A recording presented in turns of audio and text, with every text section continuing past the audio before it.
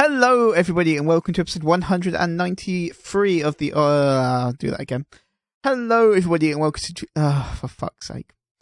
It's going to be one of those, isn't it? You got this. All right.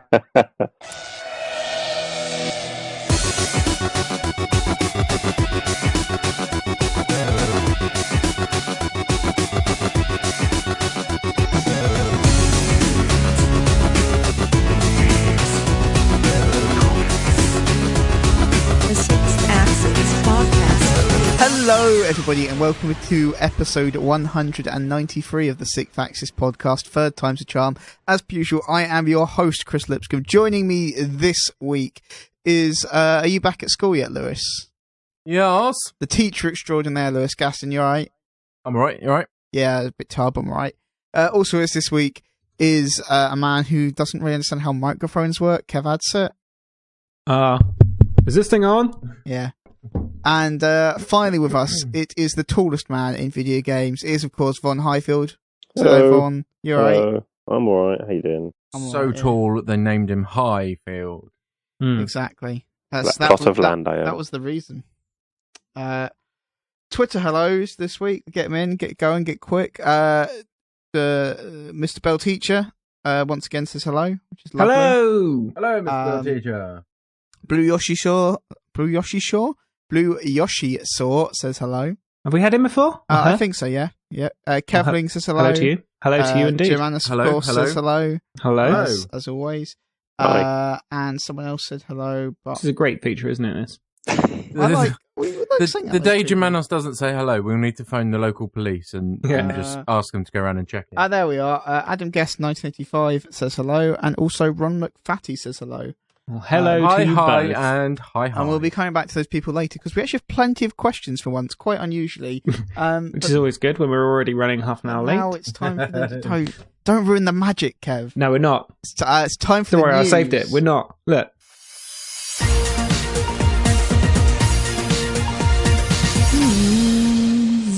News. First up in the news. They're all quite reasonably small bits of news. But XCOM Enemy Unknown is getting a version called XCOM Enemy Unknown Plus that is coming to the PlayStation Vita. This is exciting news because a game is coming to the PlayStation Vita. Yeah. was Quite hoping confusing, you were though, gonna to say call that- it Plus, isn't it? When there's already a PlayStation Plus. Yeah, I know, right? It's a But bit. it's not, yeah. Brand I thought you were confusing. going to say XCOM Enemy Little Less Unknown. Yeah. But XCOM Enemy Fairly Famous. Yeah. Yes. I mean, Enemy properly understood. like, given what we've seen of the sequel, the enemy is XCOM really not XCOM? unknown anymore. XCOM Enemy Renowned. Yeah. I mean, the sequel is XCOM Enemy Running the World. So Enemy Infamous. yeah, Spoilers. it's like in the trailer. How old's XCOM? No, I meant the second one, the sequel. It's not out yet, but like it's in the trailer that they're running the world. It's the whole premise of the game. Mm. You can't. I assumed they were on an alien planet. You can't. No, they're on Earth and that. Oh. That's the whole point. So like Spoilers. they're defending Earth. No, they're on Earth and they've got control of Earth. You can't claim spoilers on everything.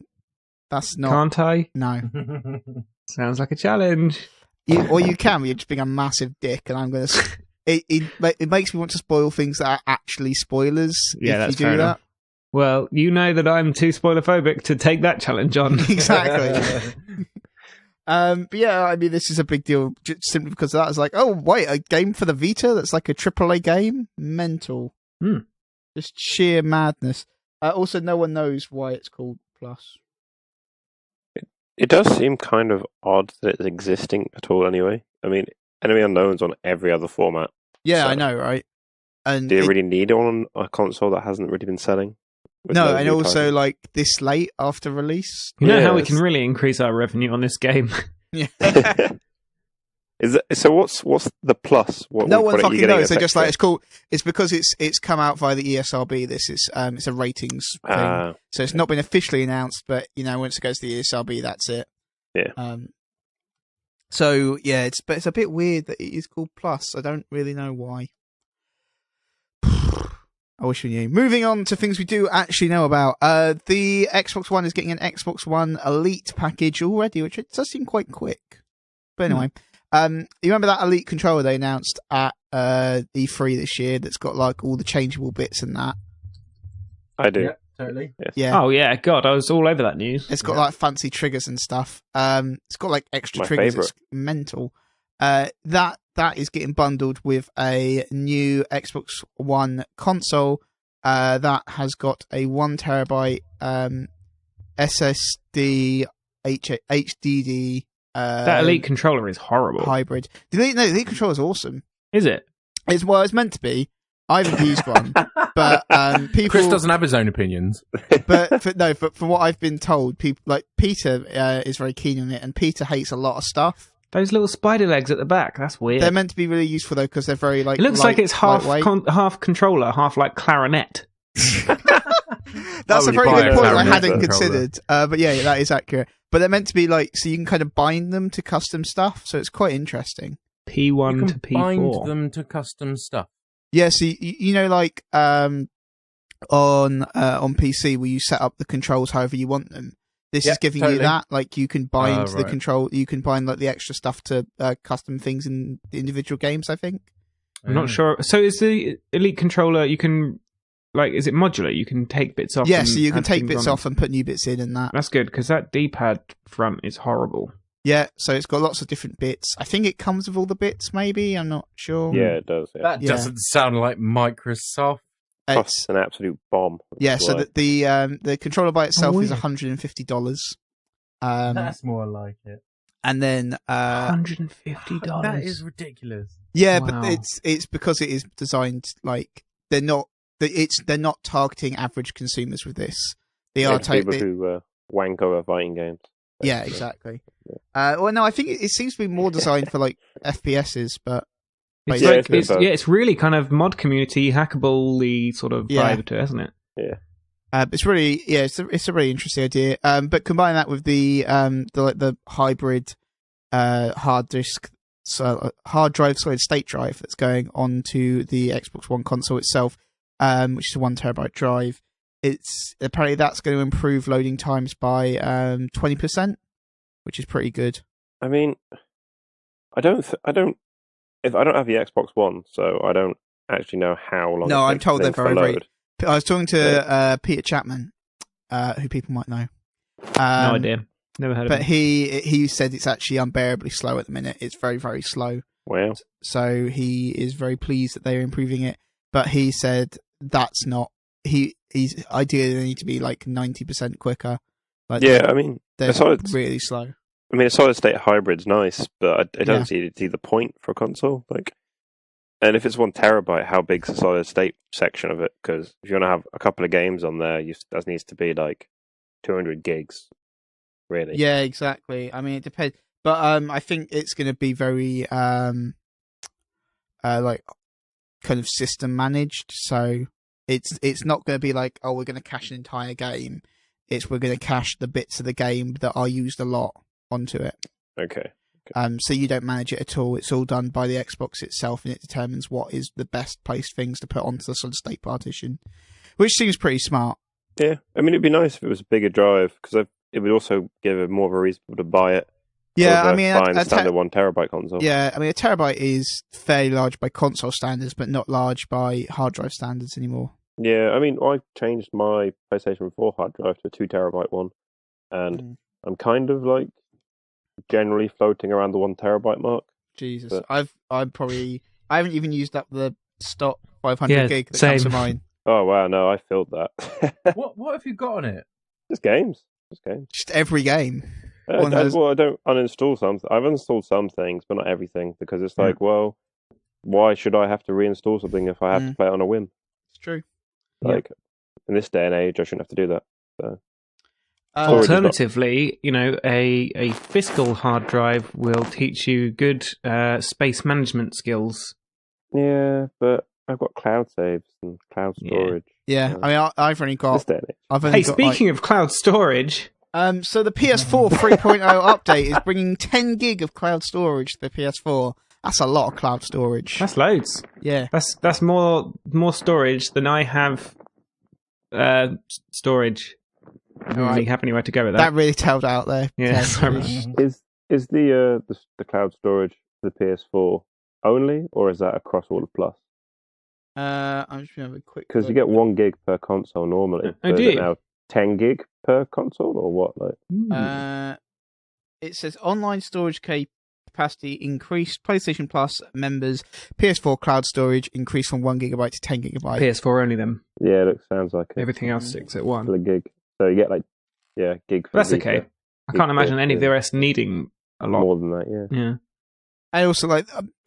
I can't imagine there's an awful lot of people playing regularly enough on their PS3s who also have PlayStation Plus and really care about it. You know, the kind of people who've got PlayStation Plus and care about the cloud storage. The kind of people who will have got a PS4 or will be getting one soon. You would imagine by this point. Mm-hmm. Yeah, I was just more wondering as well, because can't you with PlayStation Now, if you have saves and your PlayStation Plus cloud, you can play from your PlayStation 3 saves onto PlayStation Now and your PS4.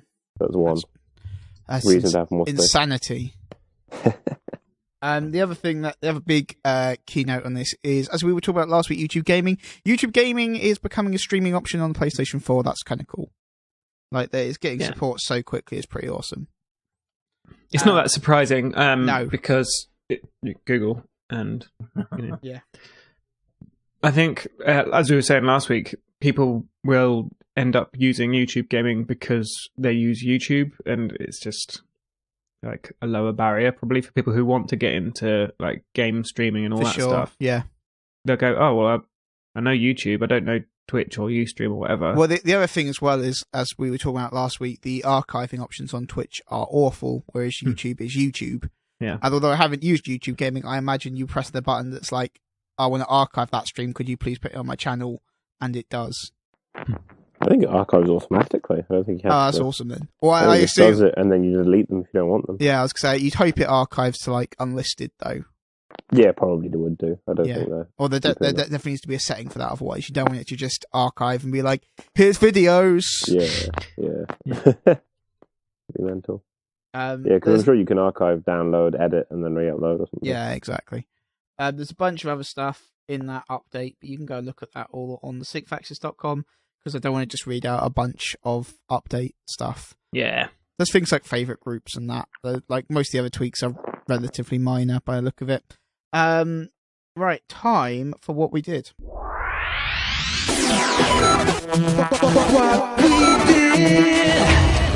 Vaughn, I believe you've been at a tech show recently. Well, kind of, but not exactly. I was actually down at Bossa Studios HQ. Oh, okay. Because you've been playing lots of VR stuff. Yeah, well, I had hands-on with the HTC Vive, right.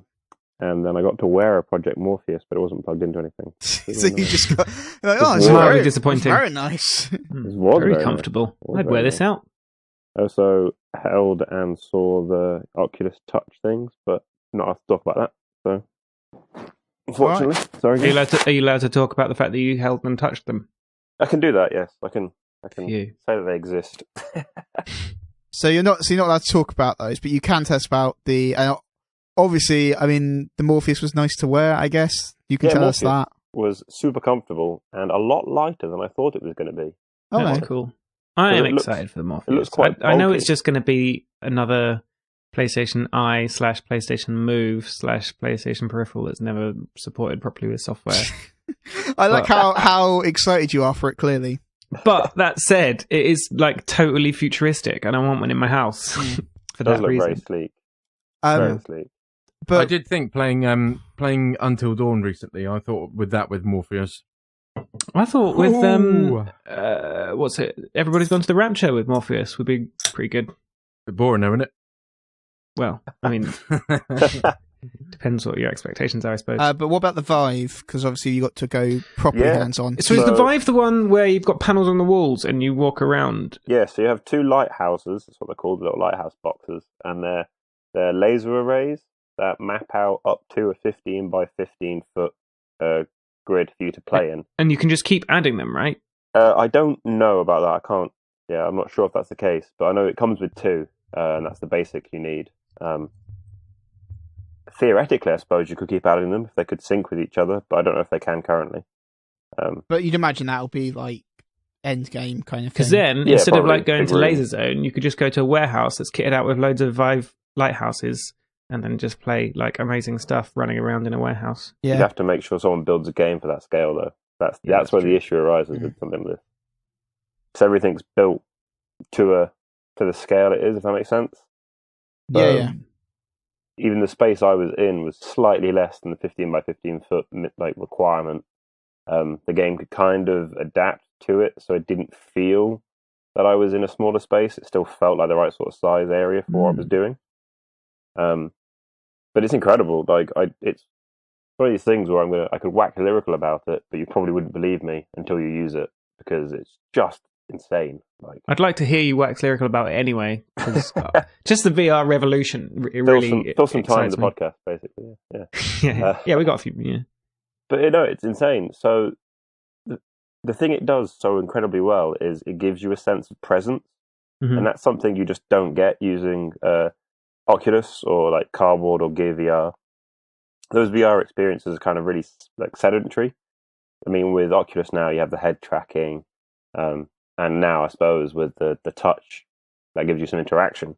But it's meant to be just sitting down and you don't really do any movement. But with Vive, it's all about exploring. The idea is to get involved. It's more like being in a holodeck than being in a VR experience. See, that's kind of what everyone wants from VR, Yeah, though, right? kind of on board They with want that. it to be a holodeck. It's amazing. Like, so the first demo, I played 3 demos. The first demo was an underwater, just a sort of an ambient thing where you're not really supposed to move around too much, but kind of gives you the idea of being rooted in a spot and understanding the sense and scale around you. So it was underwater on the bow of an abandoned sunken ship. And at first you're kind of just looking around like you would, I suppose, with like the Morpheus underwater demo that we've seen videos of. But then you kind of realize you can actually walk. So you start moving around the front bow of the ship, but then you can kind of see something in the distance.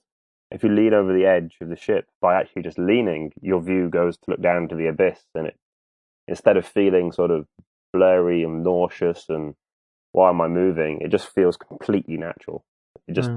You're there. And if you're holding the Vive controllers as well, even though your arms aren't in that particular game, like by moving it, you can still see sort of movement there because it knows where your arms are. So your brain isn't thinking, "Where are my arms? What's going on?" That was incredible. How does the audio work with the Vive? So Vive, the final build, will have built-in headphones. The one I was using, obviously, was a developer kit, so they had extra headphones that just went on my ears. So. Right. I think the same is true of the Oculus and the Morpheus as well. As the final versions have got headphones built into them, but the earlier versions are just wear some headphones as well. Right. Yeah. I think isn't Morpheus going to have the bone conductive? Oh right, yeah. I do remember something about that.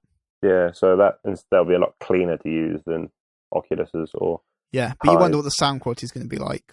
True. It should require less power though to be able to deliver better. Yeah, sound. because it's just very small vibrations. Yeah, that's interesting. And I suppose they could probably create a more 3D sound as well from it, but I'm not sure. I don't know the science behind it.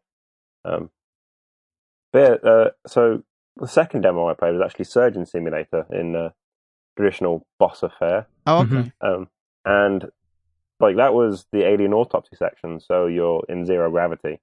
And then that was kind of the first moment where I realized really like the sense of presence, the idea of being in that space.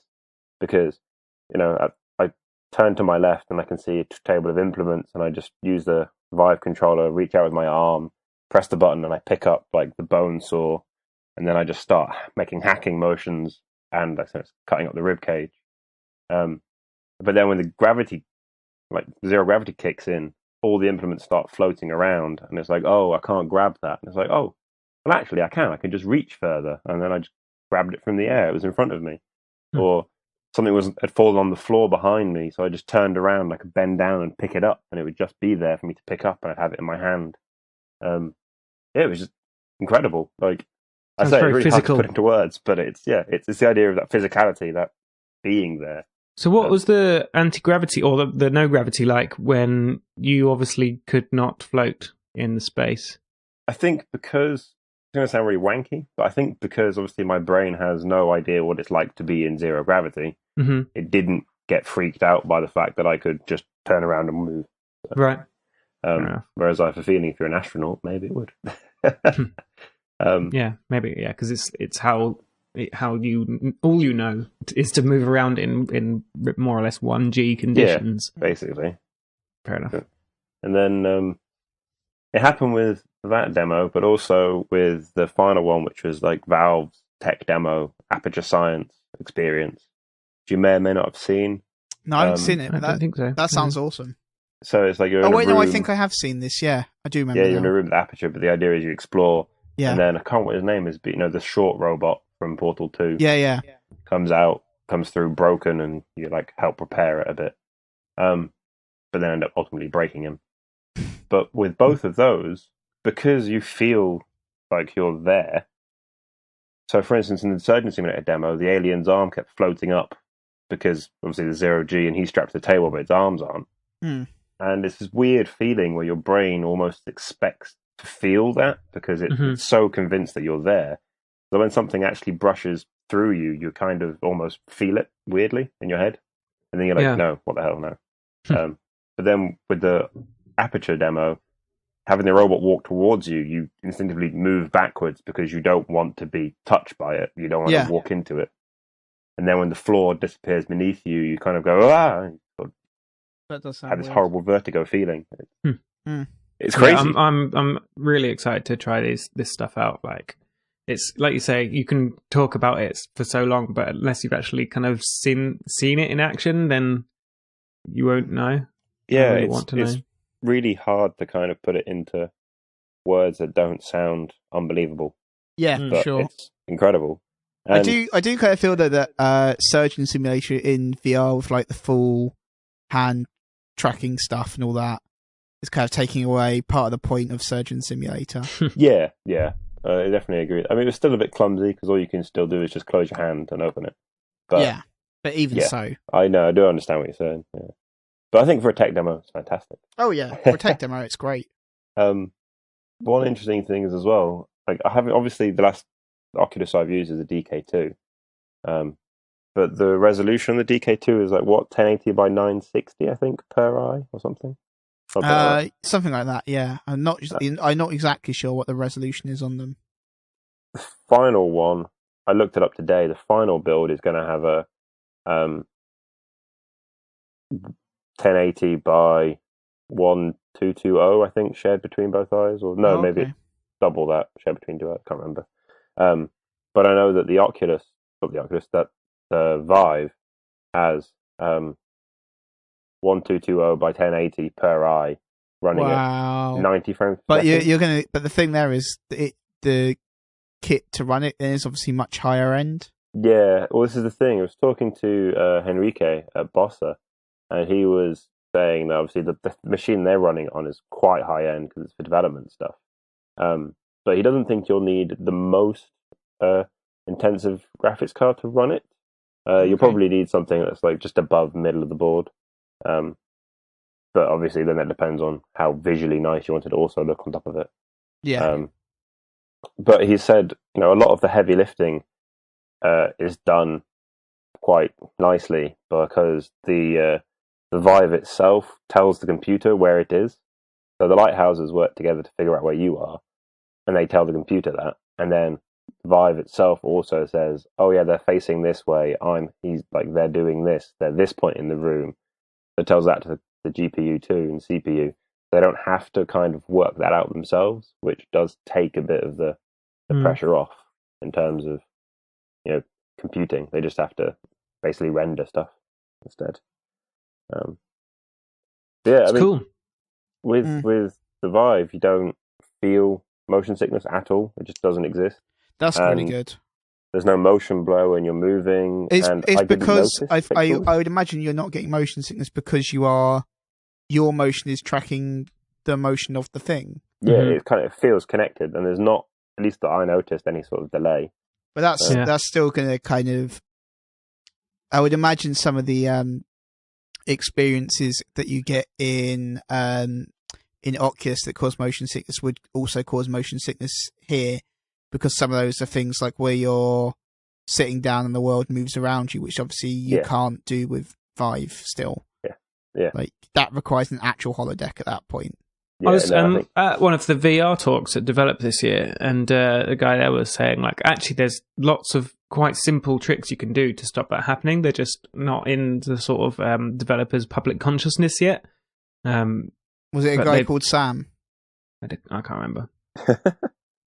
Well, one of them I've heard is if you put a center point in someone's vision. Yeah, that's what they did on Mirror's Edge, wasn't it? Yeah, so basically there's a game that I previewed a little while ago called Radial G, which is a Wipeout-style racing game from first person in VR, and they do a bunch of stuff to stop motion sickness, including they always give you foreground objects to focus on. So like the canopy or ship has very well-defined foreground elements in it, so you can focus on those.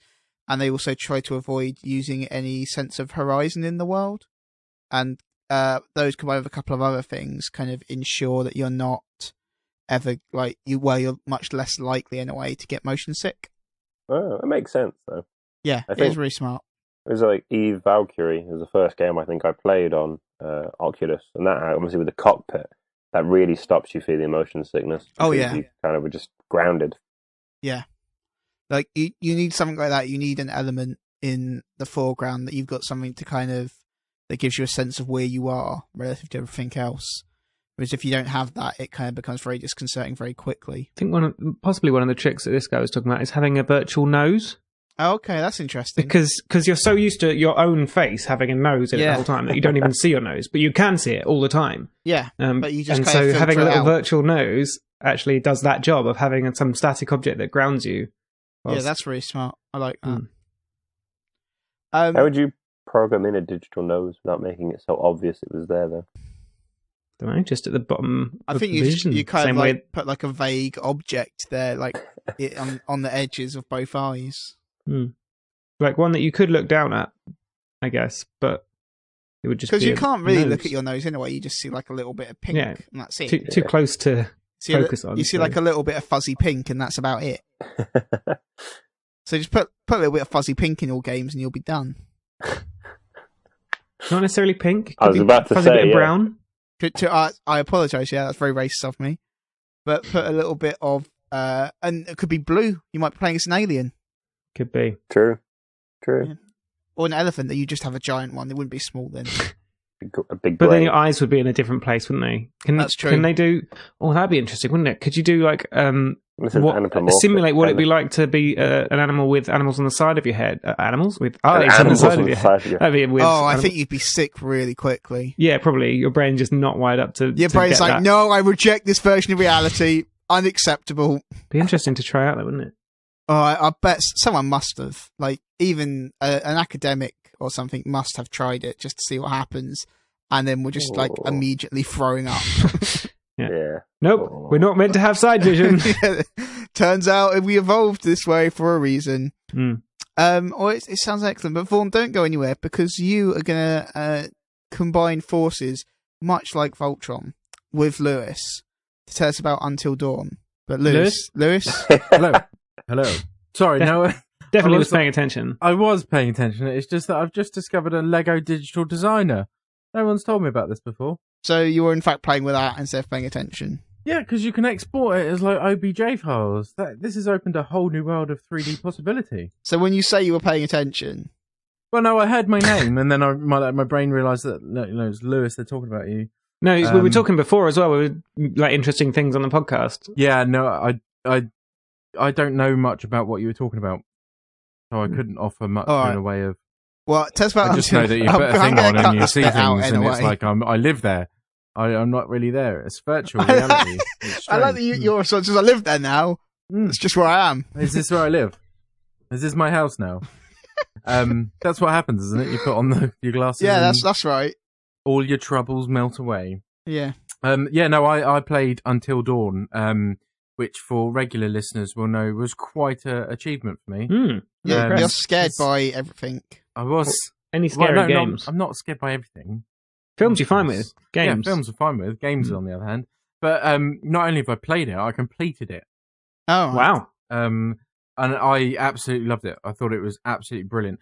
And I think the reason that I was able to play this over other scary games such as Dead Space and Alien, what's it called? Isolation. That's the one. Even, Bioshock to an extent, was because it is so like a horror film in terms of the way it plays out, its pacing, but also all of its sort of tropes and stereotypes that it borrows, and does brilliantly. But it does knowing that they're playing on those sort of stereotypes from within the horror genre. But I think it's a brilliant game, and I love the actual mechanisms of choosing your path and making decisions that will impact on your character that you're playing at the time, and also the future of all of the characters. So for those that don't know or haven't heard of it, which I'm probably sure is none of you, but it's basically a group of young adults revisit a isolated cabin on a mountain in Canada 1 year after the death of twin sisters Beth and Hannah. What? Don't do that. That's a terrible. That just sounds opening. like you're That's aiming to opening. be in a horror movie at that That's point. the first step, especially seeing as Beth and Hannah were never found. Jesus, no! Don't go back there. But their brother is part of the group, and he wanted them to go back as a sort of way Yeah, to... so he can murder them. It's a weird memory for to them again, wasn't it? Yeah, and Like, also what? as part of his healing process. Get a bit of closure. Yeah, get a bit of closure in it. Nice, yeah. So You they didn't all heal go very back, well in my game. and it doesn't take long before things start to go a bit awry. Understatement. Graphics are gorgeous. I don't know if they use the same technology, but what I thought of was LA Noir. You know, when they use that technology, the facial facial system Capture stuff, like yeah. It looks a lot like that in terms of they've got the look of obviously the actors down, because the main character is played by Hayden Panettiere of Heroes fame, and obviously it just looks exactly like her, and there's all the facial animations and things that go with it as well. So it looks gorgeous, really atmospheric, and it just unfolds as a teen sort of horror film would, in that it all starts to go a bit shit, and then it gets even shitter, and you basically just have to survive until dawn. So the only thing I'll say, I don't know if it's because I watch lots of horror films and I was able to, and other people I think that watch lots of horror would probably be able to do the same, in that they could sense a lot of things that were going to happen. So, for example, I correctly guessed the killer pretty much immediately. Is it the brother? It's definitely the brother. I don't Hey, wanna let's know who go it is, back do to we? We this don't wanna know who it isolated is. cabin where I can If I just was to tell easily you kill the you. killer, then it would be a spoiler. That'd is be a quite pretty big huge spoiler. spoiler. Yeah, but it's pretty obviously the brother. That's why. Why else would you take all You your need friends not respond back to Kris in either way. back to Okay. your isolated cabin, just so you can kill them easily? So yeah, you get there, and it's all. The thing that I found funny was they go back to this cabin that's on a mountain in Canada. That not only did Beth and Hannah disappear last year, it's also got a history of Native American culture. And They're into on, their spirits, aren't they? Yeah, they're on Native American land, and Yeah, you know how well that normally don't goes go back there. Don't go back to Um, that cabin. This is a terrible idea. So yeah, they go back. There's no power, so there's no lights. There's no. No. There's I would survive nothing. every horror film. So it starts. Call off the with police things- and don't go out anywhere. It's fine. So it starts with things like, oh, go down to the basement, and that starts to set the tone. And yeah, I just loved it because I was terrified. I was scared. I'm not going to lie, but in the same way that I love scary films, it was I really enjoyed the feeling of being terrified by this game. I survived with one only. I managed to get everybody bar one person to safety until dawn, and it really fucked me off because it was the silliest, stupidest mistake I've ever made, and I knew it the minute I said to press the button. I was like, "Oh fuck, no, she's gonna die," and lo and behold, she died. It's impressive, though. I've had 3 people die, I think. Maybe 2. Yeah, I'll make a little confession in that after losing that person to a very, very Were you silly doing like error- the save, reload? No, thing? I didn't, because that's the thing. I didn't know when the game was saving. It seemed to me like it was magic, like it was saving at every second. Because I was naturally when I got to a point where I thought, right, that's an end of a chapter, or that's an end of a sequence, I will stop there and turn it off and go about my day. But I lost 2 people due to a misplaced triangle. And I got so pissed off that I immediately pressed the PS button and closed the application down in the hope that I will go. And it did. It opened the save at the moment just before you make that decision. I was like, phew. So I saved him. So there's lots of QuickTime events during intense sequences where you have to really quickly. It doesn't give you much time at all, less than a second, to press the right button. So there were a couple of times where I made a few slip-ups and you really kick yourself about it. There is one mechanism that is ingenious. In total, I think the controls are a bit sluggish, and at times, because it's like the old Resident Evils where you would have a camera in a certain position in a room. So when you transition from one room to the other, it's a fixed point. So you're looking at your character from various different angles. And because of that, the controls feel a bit a bit icky. But there's one mechanism that I just absolutely love it, and it's a really tense moment, and it just goes, "Don't move," and you've got to freeze. And on the bottom of the screen will appear a representation of the light that's on your PS4 controller. So like that funny triangle shape. So that will appear at the bottom, and then around that, within a very small perimeter, will be a white line. And what you have to do is literally keep your controller still, because if you go even a tad over that white line, you'll either step on a twig or make a noise or something like that. But the problem with that is my heart was like going 10 to the dozen, because it was a really tense, terrifying moment. And the controller's making like a heartbeat pulse with the vibration. So you're trying to steady your hands anyway, and then you've got the pulse trying to hold on to the controller. And it's, like I say, it's at moments where you don't want to make a sound, and it's just ingenious. I absolutely love that side of it. And yeah, I just think it did the whole thing excellently. It handled the genre brilliantly. And like I say, the choice mechanism was really well done, to the point where you because it's all centered around the butterfly effect, that obviously you make a choice and it will affect lots of other things in the future. So during the game, you have these moments where you can look through your menu and see the butterfly choices that you've made and the effects that they've had or may possibly have.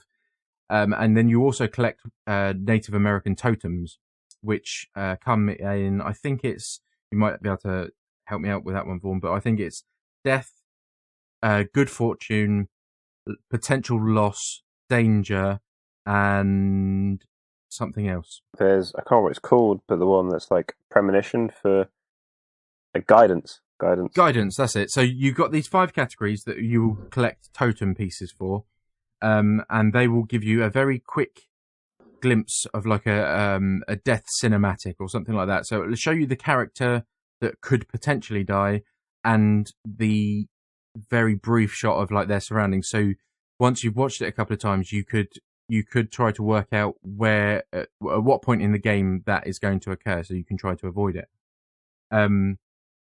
So what I ended up doing was, you look at these and you think, right, so at this point I need to, so for example, I know it won't be spoiling it, there's a point in the game where there's a wolf, and the totem that I had collected showed the character that I was going to be playing at that section petting the wolf, and it said that it was good fortune. So in my head I'm thinking, right, keep that in mind, make a decision that, is friendly to the wolf.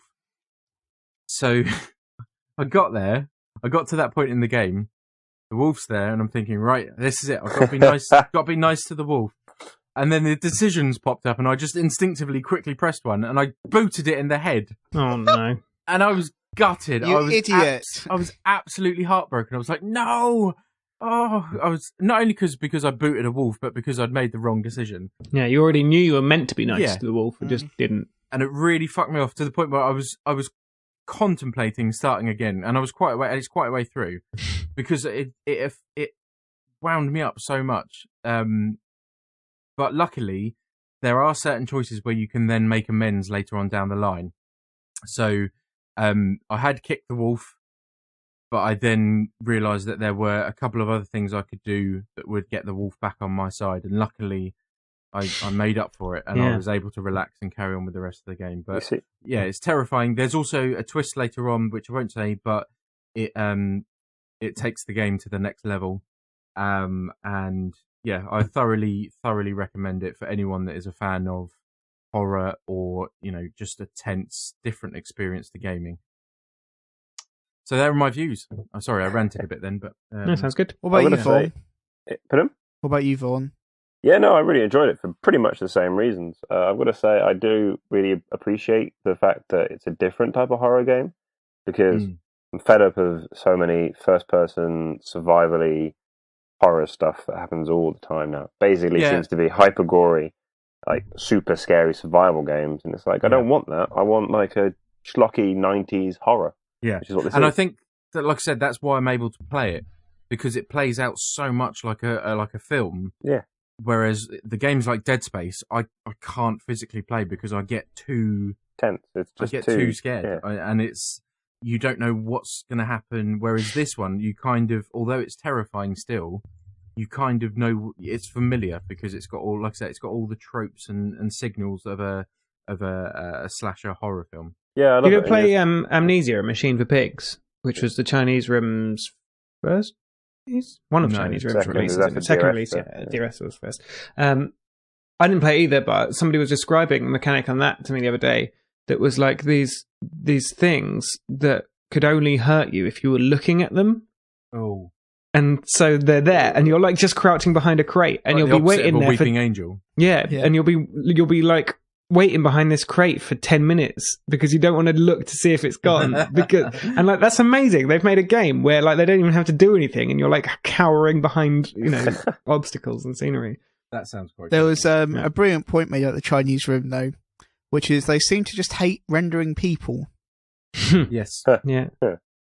And I think I said right at the time that is my main problem with Everyone's Gone to the Rapture, is because you can't see the other characters. I think that was good though, because I feel like if you could have seen them, then it would have been a disappointing vision of them. I feel like with that you lose. Me in particular, I lost the emotional attachment. So the lights and the entities that were going through their stories, whilst some of their stories were, could have been quite impactful or quite emotional, I think it lost it because I couldn't actually see the people. See, I thought that the lack of people made it more for you to project what you're like implied. Yeah, it's like reading a book instead of watching a thing. No, I can see that. I just for me personally, I think I would have connected to it on a greater level had I seen the actual characters in distress or in the circumstances. I think probably because they're like an indie studio that they wouldn't have had the budget to do like character animation and stuff in the way that it would be good enough to justify, like the voice acting is amazing. And I don't know, I mean, maybe that's not true. Like, there's been crappy character models in good stories across gaming. So yeah, I mean, have you played Vanishing of Ethan Carter?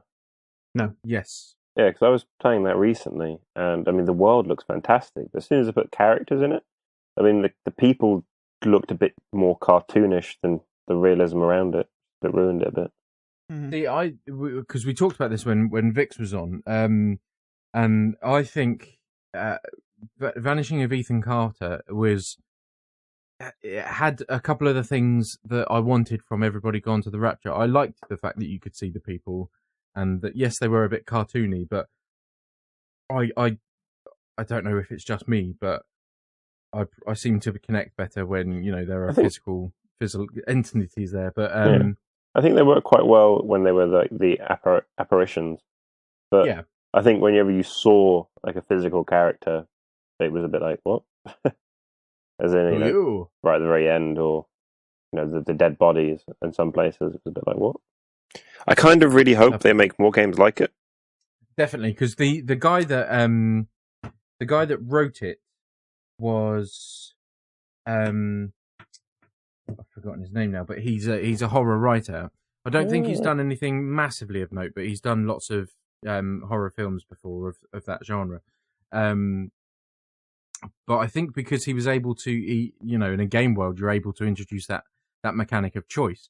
It became a better medium for his work. But I think someone involved at some point, I can't remember who it is, but someone involved somewhere is also a friend of Ty West. For anyone who likes their horror, he's a prolific filmmaker, a horror filmmaker, and he's made some good ones.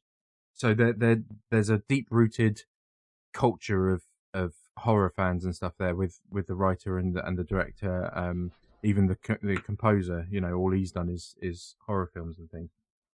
So I definitely think they'll be trying to go for more. Hopefully. I don't particularly want a sequel because I think it's been done now. Oh yeah, no. It will start getting like, I still know what you did last summer, when you think, come on, people. It's been 4 years. Somebody's died every single year. We all know what everyone did last summer. Stop going to the fucking cabin. So yeah, they could use the technology that they've made for this. And even the choice mechanic, I think that is perfect for that genre, because you genuinely really do start to it starts to affect you, the choices that you make. Like I say, the fact that I kicked that wolf, I was kicking myself for so long. I felt so bad and such a tit. And like I say, because I lost that character through a complete idiotic choice, because I was sat there going, oh, come on, I know what it's going to be like. I know my horrors. She's going to die. But what if I make the right choice and she doesn't die and she finds she's going to die. something... That's just how horror games work. I know. And then I pressed it and I was like, of course she fucking did. Of course. Fuming. But yeah, the choices really get you into that game on an emotional level because you are responsible. So in a completely different mode, whatever. Before you move on to this, tell me things. It's just interesting because the game that I was going to talk about this week, which I'm probably not going to now, is called Till Morning Light, and it's a sort of horror game about surviving until the next day, but in a completely different way. But I'll talk about that next week.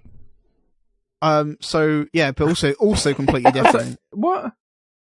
Yeah, it's called Till Morning Light. It's a mobile game, and it's about... Seriously? It's definitely not a rip-off of Until Dawn. Yeah. No, it's not. It's completely different. But yeah, I'll talk about it next week. But what I've played is a game that is completely different. It's on PlayStation Plus. It's called Super Time Force Ultra. I think it's called Ultra. I can't remember. Yeah, it is. Yeah, Ultra. It's a bit bonkers. So it is it initially seems like a fairly standard 2D kind of pixel arty side-on, side-scrolling shooter. Where you've got like different team members, and it's kind of like it's sort of class-based. Like you have a character there's like a sniper character and a heavy assault character, and then the third one is a guy he doesn't have a gun but just has a shield. He's pretty useful, and you kind of you pick which one you want to use and you use that one for a bit. And then what makes it different, in mechanically at least, is that you can just rewind time. So if you die, you just hit circle and you wind time back a bit, and you're like, all right, cool. Combat then becomes kind of a puzzle where you want to, because if you rewind time, like it doesn't undo your actions. So basically you rewind time and then you get to select another character, and it can be the same character again, or it can be a different character. Which means that basically, like in a boss fight, if you want to, you could probably finish the boss fight in like 10 seconds or something by just stacking a bunch of your guys and just taking them out. Because you can just have them all firing at the boss at the same time. Can you have multiple versions of yourself, or can you Yes. only have the 3 characters you play as? No, so you can have the same character. Like I've had the same character, I think 3 times at once. I don't know if there is a limit. There's a limited number of times you can rewind time, Right. but you can, you seem to just be able to, like, if you wanted to, 'cause the base limit seems to be about 30, and I think if you wanted to, you could just rewind 30 times and have 30 of the same guy just all firing at a boss. My God. But the bosses are designed in such a way that you can't just take them out that way. You have to do other stuff, which is quite smart, really, because otherwise it would become ridiculously easy. But there are bits where you want to blow through doors, and because you have like a time limit for the level, I have like stacked up a few guys and just got them to take the door out in like half a second, because you just got a bunch of guys stacked up at once. The other cool thing is where it's a little bit like Not a Hero tonally. So it's just got really stupid, silly humor in it. Like the story starts out with a professor who invents time travel. And he's got like one eye patch on, and then he invents it, and because the second he invents it, the whole world goes to shit and becomes terrible. And then him from the future comes back, and it's a guy whose chest is covered in medals and has two eye patches on. Has an eye patch on each eye. But doesn't seem to be bothered by the fact he's got an eye patch. He's not bothered by the fact he's got an eye patch on each eye. He seems to be able to see just fine. It's very weird. It's probably because he knows the past and the future. Yeah, but he has all these medals on, and because of time travel, he doesn't remember why he got all the medals, but he assumes because he has all the medals, they must win, because they wouldn't have given him the medals for nothing. So it's bonkers like that, and it's weird paradoxical stuff where it's like, I've only known you guys for like 2 hours, but it feels like I've known you for years because of all the time travel malarkey, and so it's all a bit weird and silly in the story. But the guy does remind me a little bit of Bunny Lord from Not a Hero as well, in that he's just got absolutely mental plans. So you start out like repelling an alien, robot invasion. That's what it is. It's a robot invasion. You start repelling them. It's kind of hinted at that they've been created for all the time travel stuff. And then after you do that and kind of save the world it says 1980, and then just instead of a last it's just X. So it's sometime in the 80s, but you don't know when.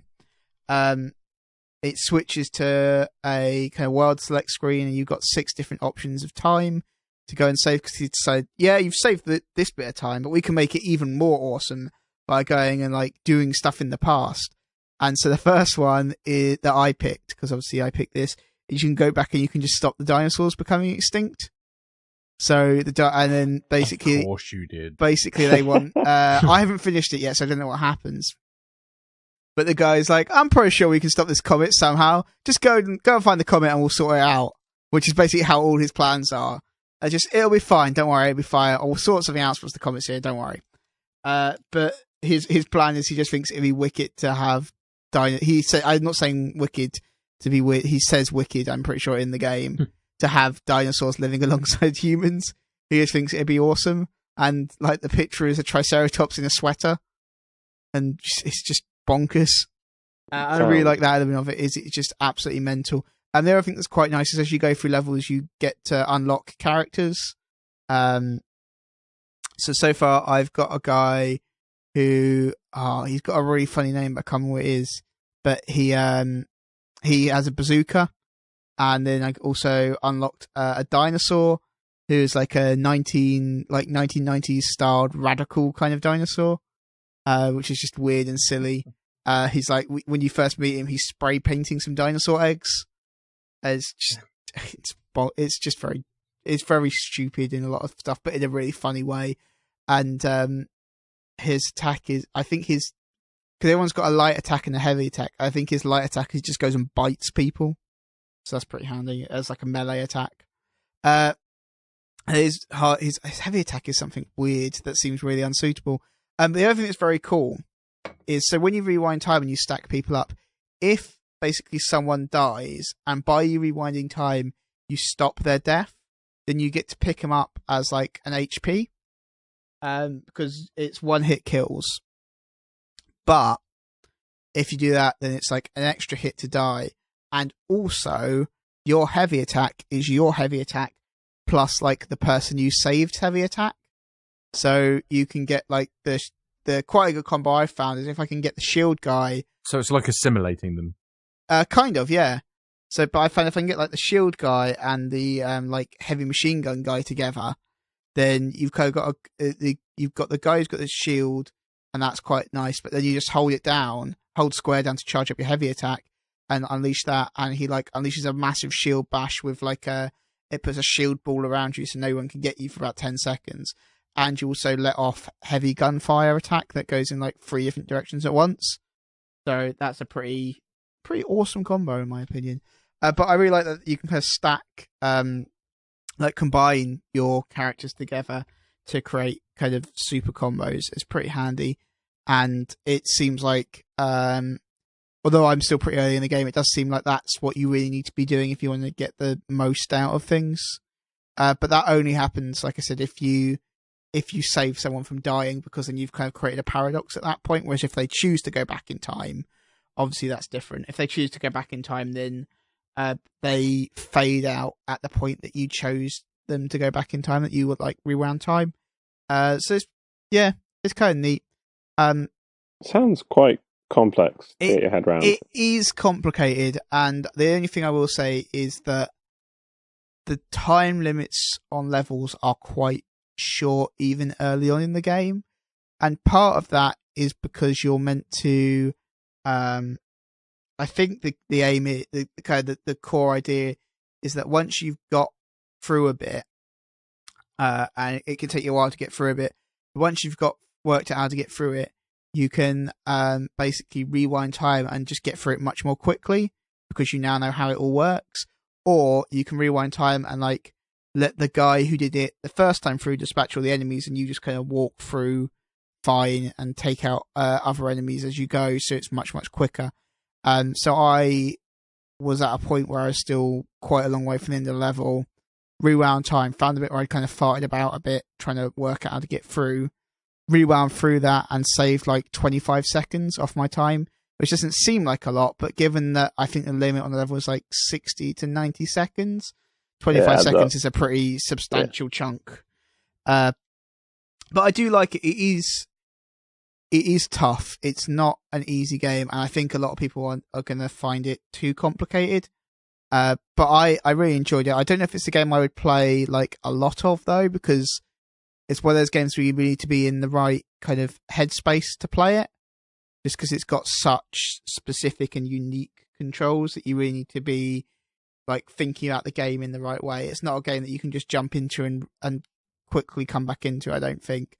It's one of those games where you really need to be like focused on what you're doing. But I like it, and I really like just the stupid humor. It's nice that there are indie devs who are just willing to tell really dumb jokes and things like that just work for me. Because it's a Cappy game, is it? It's a Cappy game, yeah. They always make good fun games. Yeah, it definitely is fun, and it, like I say, it is properly just bonkers. But with that said, and it's on PlayStation Plus in a minute. With that said, it's time for question time. Question time. So we do have a wide variety of questions. Jasnam would like to know, how many ones are in 11? 11. Depends. Do you mean like the character one, or the number one, or what? Or the word 11, in which case none. It's all made of letters, not numbers. Yeah, we need more. Or are we talking binary here, or what? Like, yeah, it's very specificity, please, Jasnam. Yeah, Jesus Christ. Mr. Bell, it was probably just a fun joke that none of us got. No. Yeah, probably. I was thinking that mostly. 2. Yeah, there's 2, isn't there? There's the first one that marks the tens, and then the next one that marks the... You don't call them units these days, do you, Lewis? They've changed to ones recently. Ones. What? So they're not called units anymore? No, they're called ones, which makes a whole lot more sense. Your ones, your tens, your hundreds. It's not like your units, your... It used to be units, tens, hundreds, thousands, but actually now it's ones, tens. Unit doesn't really for make any kids sense. It's much better because there are ones. That's what they are. Except for when they're twos. Ugh. But then there's just 2 ones, so you've got 2 ones. Oh no! Makes 2. No. What else we got going on? I don't know. Another question. Mr. Bell Teacher says, was Mario Maker a good idea for Wii U, or should it have been held back for the next Nintendo console? No, I think it's a good idea to get it out. I think it's a good idea. I think it's going to pull a lot of interest back to the Wii U. Yeah, absolutely. Not that it's particularly lacking in interest, but I think like it's going to do another tidal wave of interest for Wii U. See, I was under the impression that they stopped making the Wii U. Why? Why did I think that? I don't know. I was going to say, what would the argument be for holding it back to the next console that we know nothing about? Exactly. Or when it's coming out? That's not how this works. We can't ask them questions. But they could also just release Mario Maker for their next console anyway. I mean, yeah, no. I mean, knowing Nintendo, they'll probably release Mario Maker on everything they ever make from now on, along with Zelda Maker and Zelda. I would buy Zelda Maker. That would be amazing. But it's just it's such a natural fit for what the console has that it would seem bonkers not to release it.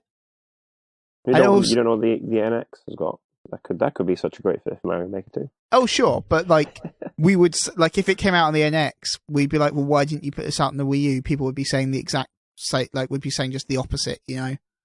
There'd be people going, this would have been great on the Wii U, would have really bolstered your sales. Why didn't you put this out on the Wii U? So I don't think they can win, really. No, Nintendo never can win nowadays. Blue Yoshi Saw would like to know what would happen if Kev was King of England.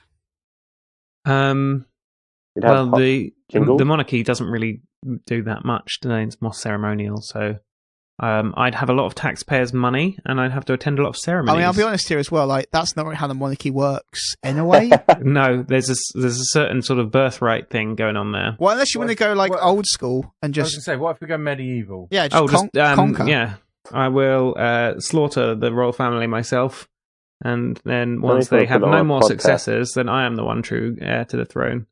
Yeah. He would also be quite possibly the most ostentatious monarch we've ever had. You reckon?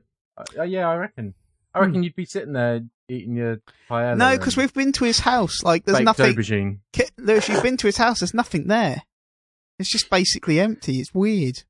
It's just a grail on a podium. I like to think that my sort of home decor is somewhere between basically empty and ridiculously ostentatious. Somewhere on that scale. Your home decor is very minimalist, which is not normally the way of monarchs. I wouldn't say it's empty. It's got furniture guitars, and appliances. It's got furniture. It's quite ornaments. I've just got a lot. Pictures on the walls. I think I've just got a lot of stuff.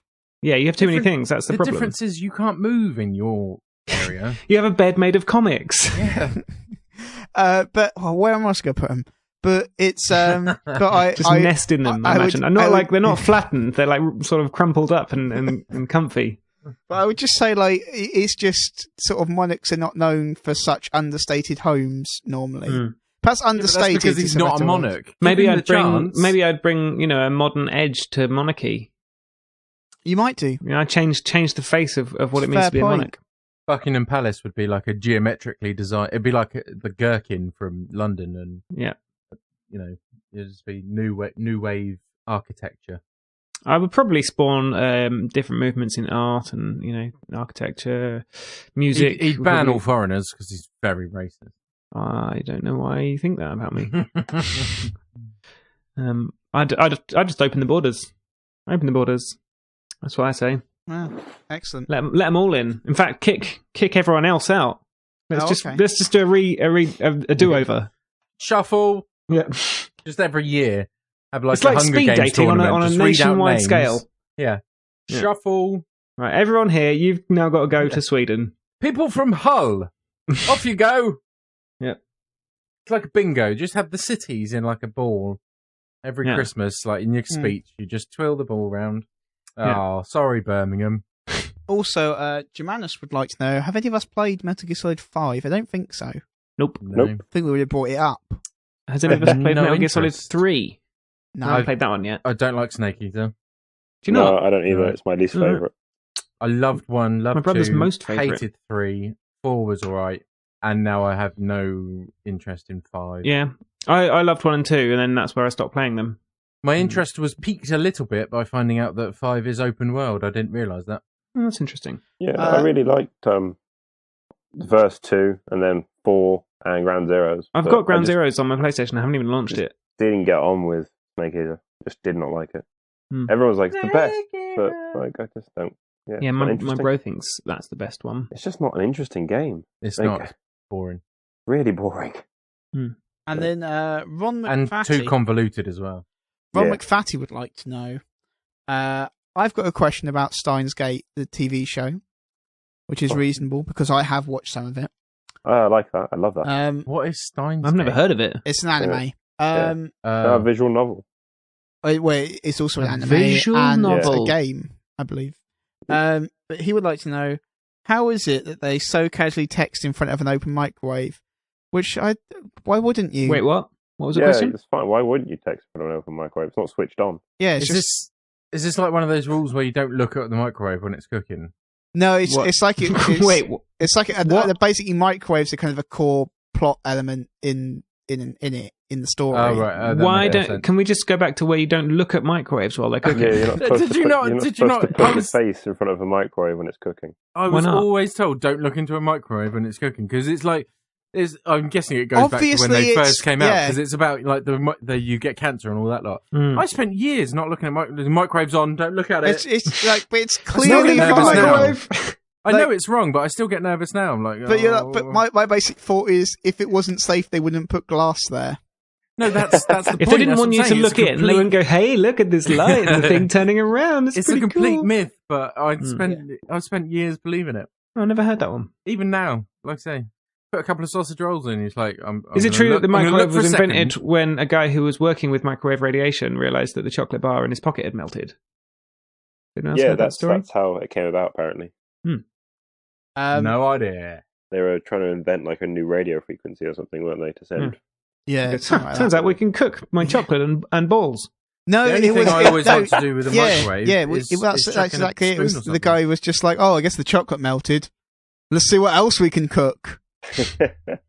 And so the first experiments were literally them just like, not with any safety equipment, just chucking stuff in front of a microwave emitter and seeing what happened. It was a bit bonkers.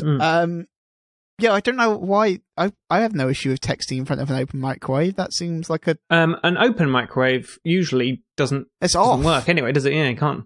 If it's open, it's not going to be emitting Yeah. microwaves. They've got fairly strict safety mechanisms, I think. Yeah. Yeah. I guess you Like- could fool it into thinking it was closed. You could jam something in the Yeah. closing Well, I mechanism can't and then remember text. in Steins Gate, is the microwave open or closed when they use it to time travel? I'm pretty sure it's closed in the anime. I'm sure, but I haven't seen it all the way through. Hang on a minute. A So, like- time-traveling microwave? This sounds like an old feature from TSA. Yeah, it does. Yeah, That was a very old feature. but no. So the microwave doesn't. 2009 era. The microwave doesn't time travel. The microwave allows Sends you to text send text messages time. into the past. Oh, I see. Which then Yeah. alters. Sort of like a up-to-date Indian in the cupboard, isn't it? Not really, but all No, I right. was going to say, nothing I don't like see that. the comparison there. No, it's not Because really. the Indian Just- in the cupboard was an actual Indian in an Yeah. actual cupboard. You don't want to put that Indian in that microwave. No, That's that'd not be going to end terrible. well for anybody. But there's very little in that film about time travel, if I'm honest. Also, I believe Yeah. it's Native American, isn't it? He is. Not very politically correct. But Back in the 80s, wasn't it? They didn't give a shit. Was it a book before, or was it just a... It was a book first, yeah. Yeah. And finally this week. So you remember last week I was telling you about that teacher. Kev remembers because Kev was here. Lewis Yeah, wasn't. I was- well, I I wasn't definitely there. remember. What? So there was a teacher who wanted me to find one of our podcasts because yes. he had wanted to use it to teach lessons in class. We inspired people. Ooh. Turns Ooh. out I advised him it was podcast 155, and he said it was correct. Good. What Um, was it about? And it is in the episode after Mojang got bought out by Microsoft, and Kev spent quite a long time listing things you could buy with $2.5 billion and combinations of things you could buy. And he thought this was a good example of like how big a billion is as a number. He thought it was a very good example of that, which I think is actually quite a good idea. Yeah. And he is saying basically he uses it to show the proportional relationship with the quantity of items you can buy with $2.5 billion. They said podcast 155 will live on year after year. I will be doing this lesson once a year. Wow. So There he's we go. based an entire Immortalised. lesson on one of our podcasts. Who was this? What was the? So what was the I guy's name? forget his name. Let me just look it up quickly. Not Mr. Bell Teacher, is it? I don't believe so. It's I don't know if I should read it out. I can't remember if I did. I think I did last week. Joel Revelez. Okay. But yeah, Well, I thank feel you, that- Mr. Revelers. I feel that every week you should now try and quantify Get an educational Yeah. yeah. quantify something in Yeah. different terms so everyone can understand it. So it can be taught through the ages. Hmm. exactly. I mean, it Well, could be a really that's- good side that is- business for TSA. We're doing good for the next generation of number comparers.